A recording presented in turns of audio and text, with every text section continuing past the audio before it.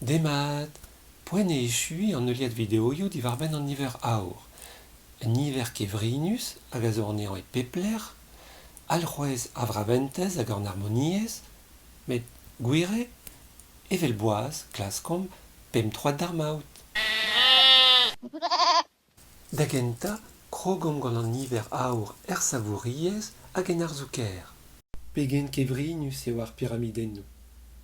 Inik eop zo unan zarev rudeta, hag aliez evez lavaret e c'heller kavout an niver aor enni. A gwire, par anner uelder un tal a varoude uelder un trichorn, dre un anter eus irder un diaz, e kaver un disor tostre ouz an niver aor. Padal ne oa ket an avezet an niver aor d'ar mare-se gant an Egyptianet. Termenet e oa bet evit ar vez kenta ouzhpenn da olvil vloaz war l'er. Neuze ne c'hellomp ket konklui tra ebet. Ur c'hendegouez e c'hell bezañ. Daoust-hag-eñ e oa an avezet an niver aor gant Pythagore pezh iskibien, ne c'heller ket gouzout. Setu un delwenn kizellet gant Polyklet. Skrivet en doa ul levr, kanon Polyklet.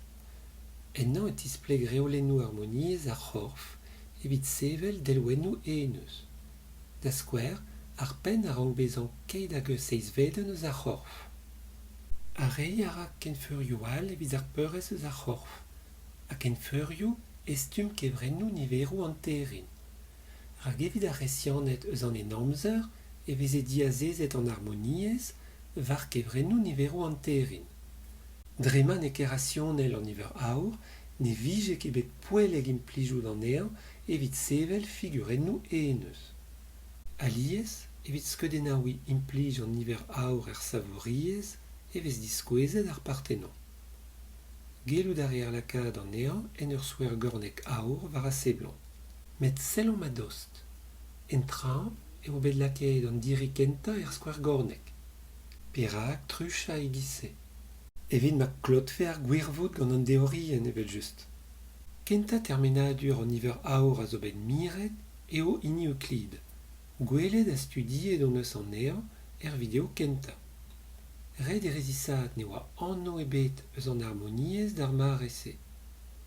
Hag ur guden matematikel evel a real e oa, hep talvoudegezh ispecial. Da vare ar gren amzer eo deuet en dro an niver hag a vo an vet niver aor diouezator. Gelout a reer kavout an ean matematikoù arab a musulman, men neket a balamour de berzioù geometrek, met peguir eo un disor eus ket vatalennoù a ilderez. Ar matematikour al c'hoarizmi en doa savet kudennoù matematikel hag unan an eo, unan ep ken, zo liammet ouz an niver aor. War l'er, e kaver diovech kudennoù liammet ouz an niver aor e kudennoù savet gant ar matematikour a boukamil. Kudennoù algebreg e oant, ne oa anno ebet eus ar c'henfeurioù en ur segment evel Euclid, a roudou ebet eus un harmoniez bennak. En ur bern leorioù a lec'hiennoù e c'hellom lenn e oa bet savet an ilijoù meur gotek gant pennaennoù ezoterek hag e c'heller kavout an niver aor un tamm e pepler. Da skouer war talbenn Notre-Dame pe war ezrez. Sellan ouz ar skouer gornegou aor kavet war an tres. Traoù a dreuz zo. Goz eo an tres orin. Evus Julioù n'int ket reiz. Sellit ouz an hini gwir. Dizingal eo un tamm. Gwasoc'h zo. A gleiz e oa bet treset ar skouer gornek etre ar peulioù. A zeo e oa bet lakaet ar peulioù hag ar mogerioù e barz ar skouer gornek. Perak bez an treset ar skouer gornegoù en daou zo are disheñvel. Evit ma klotfen gwelloc'h d'an deorien evel just.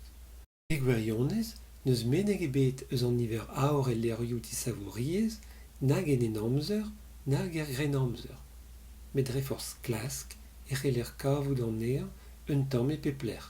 Un istorour, un tamm gwaper an ean, zo deuet a-benn da gavout skouer gornegou aor leiz e tres ar gourmac'had Leclerc e Lisieux.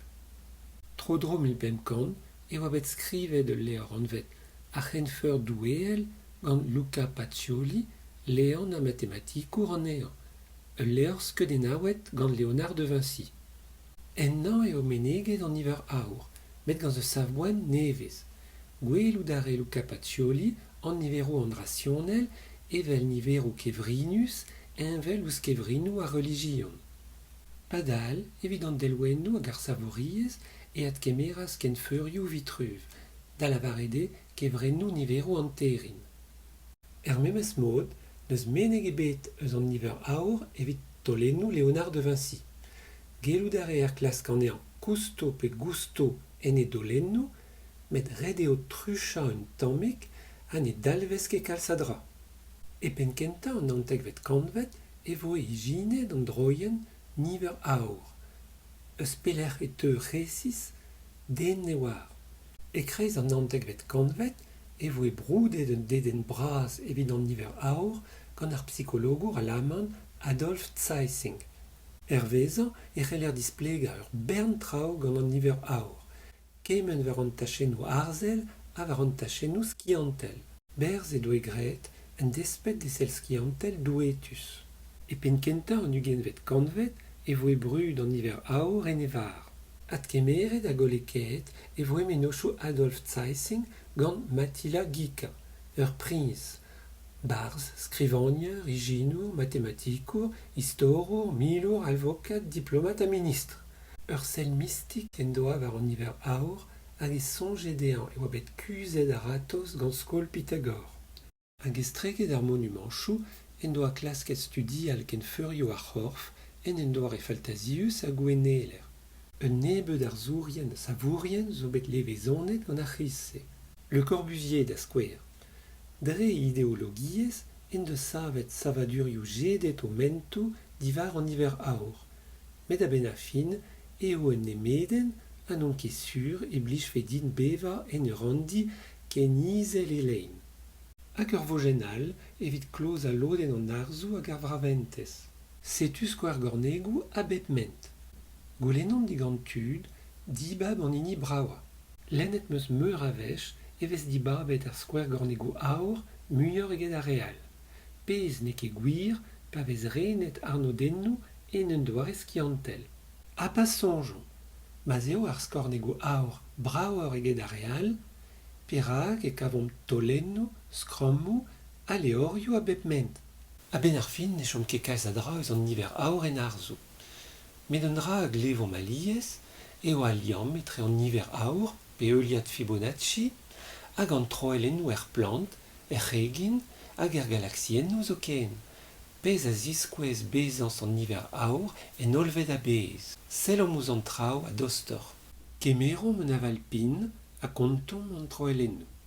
Tresom an troelennou a ya a zeo, kontom an eo, tresom a re a ya a gleiz, a kontom an eo. An daou niver an eus kavet zo an avezet gant eo. Daou der meus euliad Fibonacci int.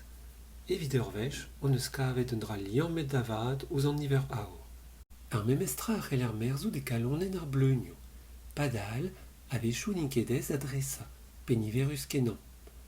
Ha pa vez bras kalonnen ur vleunien e vez tammou troel en ouzpen war e bord, modal e vijet toulou. Ha endal, war un dar neus ar plant gant troel ennou e c'heller kavout daou derm diouzrenk eus euliad Fibonacci.